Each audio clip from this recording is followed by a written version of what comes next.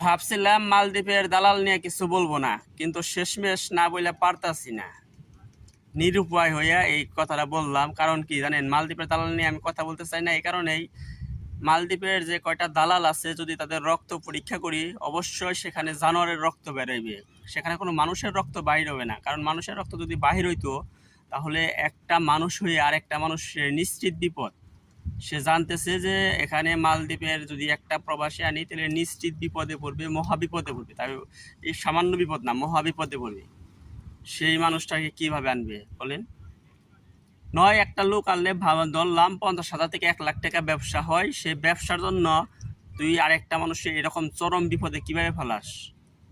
তার অভিশাপ লাগবে না? অবশ্যই তার অভিশাপ লাগবে। মালদ্বীপে যে কয়টা লোক আসতেছে প্রত্যেকটা লোক না খেয়ে থাকতেছে, দিনের পর দিন, ঘন্টার পর ঘন্টা না খেয়ে থাকতেছে। তাদের থাকার জায়গা নেই, খাওয়ার জায়গা নেই, মানে কাজ নাই এক কথায়। তাহলে কি করবে তারা? মালদ্বীপের যে কটা দালাল আছে এগুলো অমানুষের বাচ্চারা কি করে, বাংলাদেশ থেকে এক একটা শ্রমিকের পিছনে 5-6 লাখ করে টাকা নিয়ে কোনো না কোনো ভাবে মালদ্বীপের এয়ারপোর্টটা পারি কইরা দিয়া তার দায়িত্ব শেষ। সে তার দায়িত্ব শেষ। আর মালদ্বীপে এখন যে বর্তমানে দালাল আছে, মনে করেন যে সারা পৃথিবীতে এতটি দালাল নাই, মালদ্বীপের ভিতরে যে কয়টা দালাল আছে, মালদ্বীপের এখন সবাই দালাল, প্রত্যেকেই দালাল। একটা করে লোক আনলেই দালাল হয়ে যায়, কোনো বোঝে না কিছু না।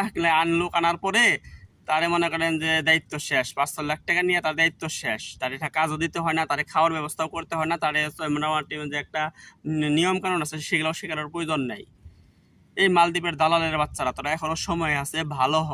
এরকম মানুষের বিপদে ফালাস নে, মানুষের অভিশাপ নিস না, তাদের অভিশাপে ধ্বংস হয়ে যাবো। প্রত্যেকটা প্রবাসীর পিছনে 5-6 লাখ করে টাকা নিতেছিস, এই টাকাগুলো তারা নিজের টাকা, প্রায় অর্ধেক টাকাগুলাই কিস্তি আছে, ঋণ আছে, এমনকি অনেক মানুষ আছে যে সুদি করে তারা আসতেছে মালদ্বীপ।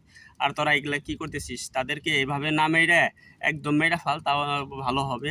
যখন প্লেন থেকে আসে না, কেউ বলবি যে ধাক্কা দিয়ে ফালে দিক। মালদ্বীপের দালালের বাচ্চারা, এখনো সময় আছে, ভালো হ। এরকম মানুষের অভিশাপ নিস না, ধ্বংস হয়ে যাবি। টাকা থাকবে না, দেখ, টাকা একদিন থাকবে না, কিন্তু তোর মরার পরের প্রত্যেকটা হিসাব দিতে হবে। তুই কেন তার মানুষটার চোখের পানি ফেলাইতেছিস? একটা পুরুষের সহজে চোখের পানি ফেলায় না। দালালের বাচ্চারা সকালবেলায় আমাকে কয়েকটা লোকে ফোন দিছে, ভাই কাজের ব্যবস্থা করে দেন, কাজের ব্যবস্থা করে দেন, মরতাছি ভাই, আমি এখানে কাজ পাইতেছি না, তাদেরকে কিভাবে কাজ দেবো? তোর দালালের বাচ্চারা তারা ফোন বন্ধ করে রাখিস, তার খাওয়ার টাকা নেই, তারা যায় একটা যে ড্রেস পরবো ড্রেসের টাকা নেই, একটা জুতার টাকা নেই।